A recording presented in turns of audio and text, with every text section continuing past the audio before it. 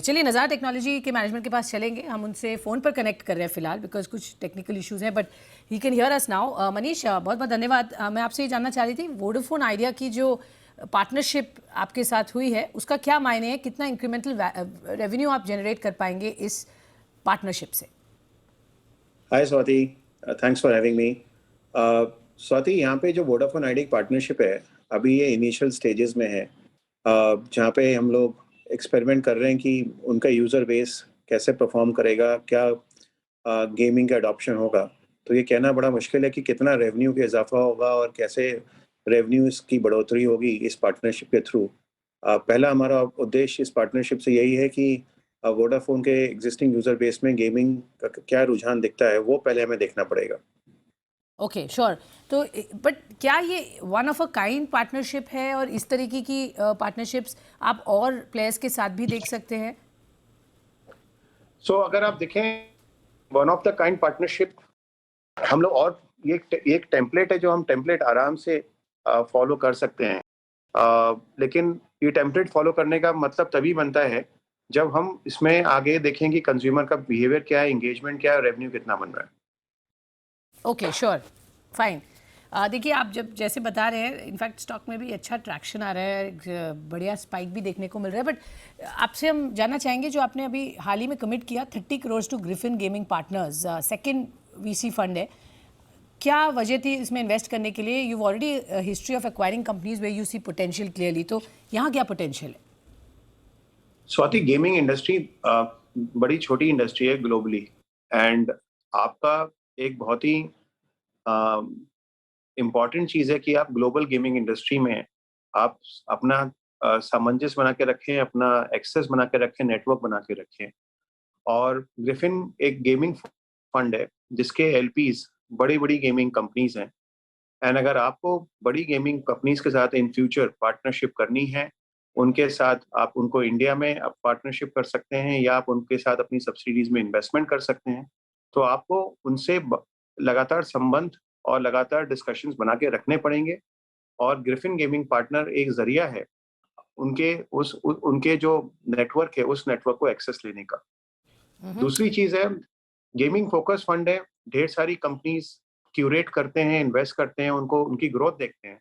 और जैसा कि आपने वो फ्रेंड्स ऑफ नजारा नेटवर्क में हम कॉन्स्टेंटली नई कंपनीज ऐड करते रहते हैं, हमें एक पूल मिलता है कंपनीज का जिनको हम देख सकते हैं फ्यूचर एमएनए के परस्पेक्टिव से। ये दोनों चीजें हमारे लिए बहुत स्ट्रेटेजिक है। और आप ये समझिए कि हम 30 करोड़ रुपए ओवर 3 ईयर डाल रहे हैं, और ये हमें access to that portfolio, access to that global gaming network मिल जाता है। और आज नज़ारा एक इंडिया मार्केट में बैठा है जहाँ पे हर ग्लोबल गेमिंग प्लेयर इंडिया में एंटर करना चाहता है। एक परस्पर संबंध की वहाँ से भी अपेक्षा है, हमारी भी अपेक्षा है, तो दोनों लोगों की नीड होगी। और वो नीड के लिए आपको एक अच्छा आगे फ्यूचर पार्टनरशिप्स का रोड मैप मिल जाता है।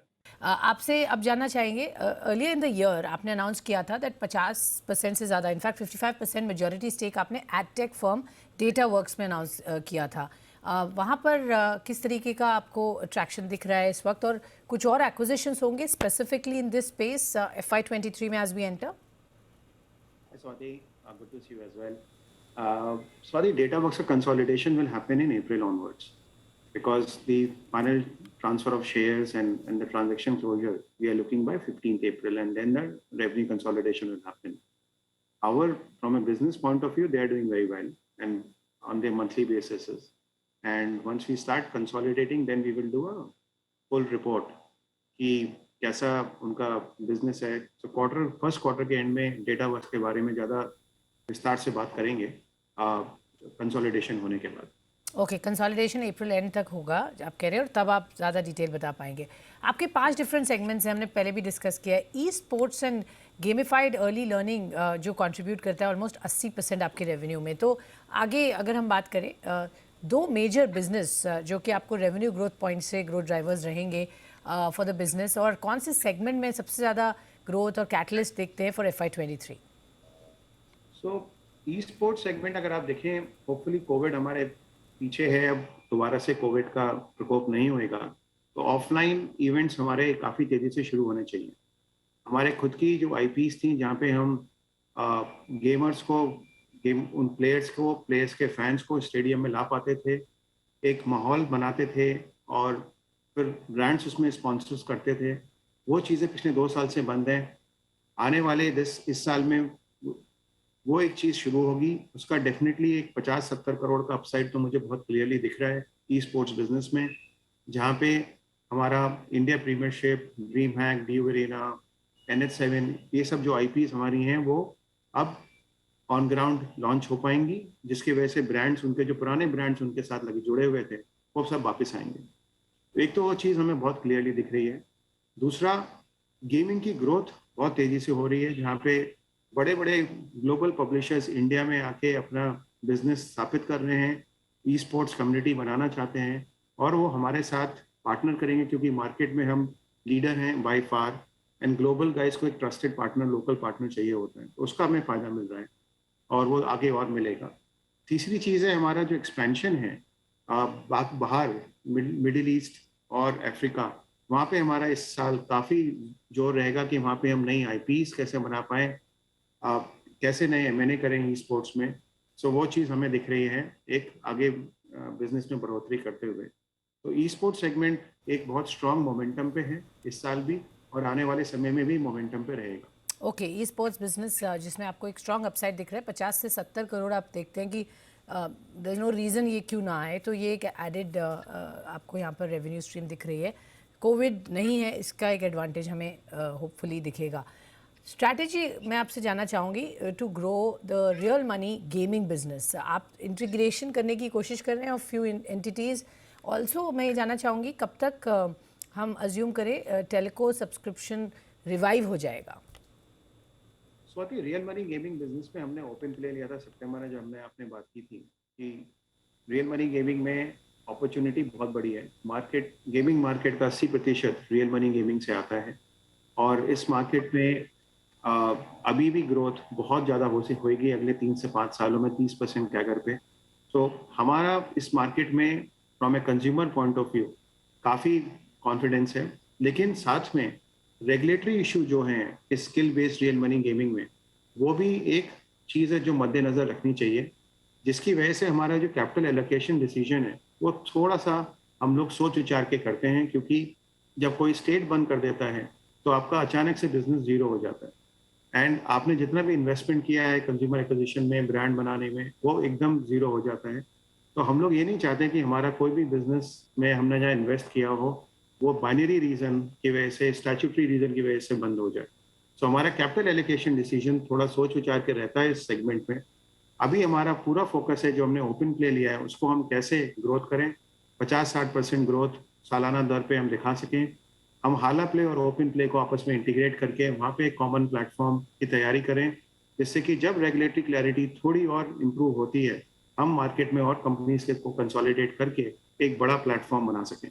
सो हमारा thought process skill based real money gaming में ये है। ओके, फेयर इनफ, ये आपकी स्ट्रैटेजी और थॉट प्रोसेस है रियल गेमिंग बिजनेस में। बट अगर मैं बात करूँ मार्जिन्स की, आप वहाँ पर किस तरीके की इम्पैक्ट देख रहे हैं, कैसे प्रोटेक्ट करेंगे मार्जिन्स को? बिकॉज ऑब्वियसली बहुत ज़्यादा कंपटीशन भी है मार्केट में, आपको बहुत सारे मार्केटिंग एक्सपेंस भी करने हैं टू गार्नर आई बॉल्स। तो हाउ डू यू नो, एक तो रेंज क्या होगी मार्जिन्स के आगे और कैसे प्रोटेक्ट करेंगे मार्जिन्स आगे आने वाले समय में?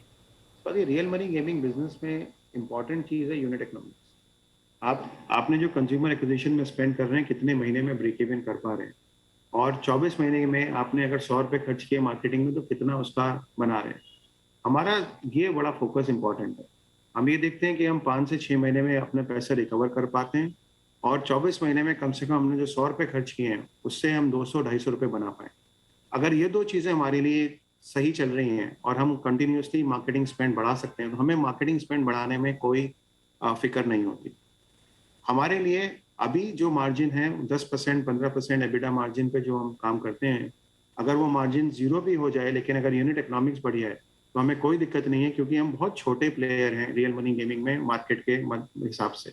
मार्केट अगर 12,000 करोड़ का है तो हम आज 50-60 करोड़ का बिजनेस कर रहे हैं। तो वहाँ पे अगर हमें ग्रोथ ड्राइव कर सकें with A positive unit economics, हमें एबिटा मार्जिन्स उसको मैक्सिमाइज करने का ऑब्जेक्टिव नहीं है। Okay, I get it, but ये तो आप रियल मनी गेमिंग की बात करें, मैं ओवरऑल कंपनी के लेवल पर किस तरह से देखते हैं आप मार्जिन्स को? ओवरऑल कंपनी में स्वाति हमारा 13 से 15% मार्जिन का जो हमने गाइडेंस दिया हुआ है, वो 13 से 15% मार्जिन हम लोग उसको मेंटेन रखते हैं, राइट? और अगर आप देखें, ये एक बहुत ही अनोखी टेक कंपनी है जो कि ग्रोथ भी बहुत तेजी से कर रही है और अपने मार्जिन्स भी इम्प्रूव कर रही है। और हमारा वो 13 से 15% मार्जिन को मद्देनजर रख के ग्रोथ पे ऑब्जेक्टिव रहेगा, ना कि 13 से 15% मार्जिन को हम 17, 18, 20 करें। मार्केट बहुत बहुत बड़ा है, अपॉर्चुनिटीज बहुत सारी हैं। अगर ये एबिटा मार्जिन को मेंटेन करके आप 50-60%, 35%, 40% जो भी ग्रोथ कर सकते हैं, वो ज़्यादा इंपॉर्टेंट है, rather than doing a 30% margin and not growing. आखिरी सवाल आपसे जानना चाहो, FY23 में किस तरीके की ग्रोथ आप एक्सपेक्ट कर रहे हैं with all the levers functioning? आपने कहा ई स्पोर्ट्स भी एक अच्छा एरिया है जहाँ से आप इंक्रीमेंटल नंबर देख रहे हैं, but overall FY23 as oppose to FY22 कैसे टारगेट कर रहे हैं top line bottom line growth? तो अगर आप देखें हमारे सेगमेंट्स में, गेमिफाइड लर्निंग आपका एप्पल पॉलिसी की वजह से 20 से 25% ही ग्रो होगा। अगर वो सॉल्व हो जाता है तो ज़्यादा तेजी से ग्रो होगा, लेकिन अभी 20 से 25% ग्रोथ उसमें हमें आराम से दिख रही है, जिसमें हमें कोई हिचक नहीं है उसको एज ए टारगेट लेने में। ई स्पोर्ट्स, एज मैंने आपको बोला, अपसाइड है। नॉर्डविन भी ग्रो कर रहा है, स्पोर्ट्स कीड़ा भी ग्रो कर रहा है। वहाँ पे हमारी 50% ग्रोथ, 60% ग्रोथ आने में कोई दिक्कत नहीं है। डेटा वर्क्स का पूरा कंसोलिडेशन होगा। उन्होंने पिछले साल करीब $16 मिलियन जो कि 112 करोड़ करीब उन्होंने किया था, इस साल ग्रो कर रहे हैं, तो उनका कंसोलिडेशन हमारे डिनोमिनेटर में ऐड हो जाएगा। और बाकी जो बिजनेसेस हैं, प्रीमियम बिजनेस और टेलको सब्सक्रिप्शन बिजनेस, वो मोटे मोटे आपका 10-15% ग्रोथ या टेलको सब्सक्रिप्शन सेम लेवल पर रहेगा। तो सेगमेंट वाइज ये हमारा, अगर आप देखें, सो हमारा ग्रोथ का इस साल गाइडेंस हमने डिसाइड किया था कि हम सितंबर में आपको देंगे, क्योंकि M&A है, प्रीमियम में हमें कुछ करना है, गेमिफाइड लर्निंग में करना है, ई स्पोर्ट्स में करना है, तो वो सब चीज़ें पहले 6 महीने में क्लियर हो जाती हैं, तो पूरे साल की पिक्चर सितंबर में हमें बहुत आसानी से आपको दे सकते हैं। लेकिन अगर आप ईच सेगमेंट वाइज देखें और उसका फिर हिसाब लगाएं, तो कंपनी में 35% ग्रोथ का तो कोई